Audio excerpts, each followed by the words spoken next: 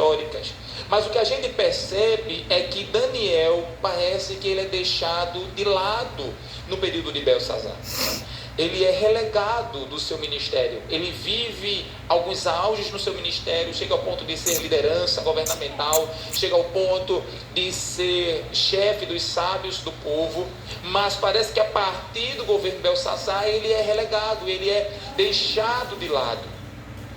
E nesse escondido, deixado de lado Daniel, algo muito precioso passa a acontecer, porque a determinado dia Belsazar faz um jantar, começa a festejar, envaidecido de si mesmo, ele manda pegar todos os utensílios da casa do Senhor, os artífices que eram utilizados para o culto a Deus, e ele começa a beber e a blasfemar contra o Senhor e a rir do Senhor. Mas deixa eu te dizer uma coisa: ninguém que blasfema contra o nosso Deus sairá impune. Os homens podem se levantar e podem dizer o que for, mas ninguém sairá impune diante das blasfêmias que lançam contra o nosso Deus. E naquela mesma noite, uma mão aparece na parede escrevendo Mene, Mene, Tekel, Upharsin. Ou seja, o teu reino foi cotado e foste achado em falta e será tirado. Naquele tempo ali, naquela noite, ele recebe um conselho dizendo assim: olha, existe um homem do tempo do teu pai, dos teus avós, que ele tem o Espírito dos deuses e que ele pode interpretar essas mensagens.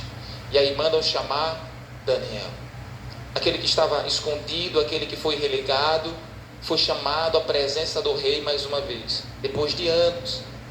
E o interessante é a fala do rei a respeito de Daniel. Ele pergunta assim a Daniel: és tu ainda mesmo, Daniel, da época do meu pai? Sabe, querido, muitos de nós já vivemos muitas coisas em Deus.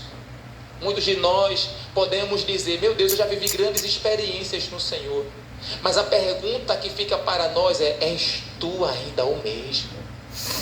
Ou será que as situações, ou será que as dificuldades, ou será que pelo fato de ter sido esquecido pelos homens, abandonado por pessoas, passado por desafios, mudou a sua identidade? Mas Daniel não. Independente do tempo ter passado, de estar vivendo no holofote da situação, ou de estar esquecido pelos homens, permanecia sendo o mesmo diante de Deus.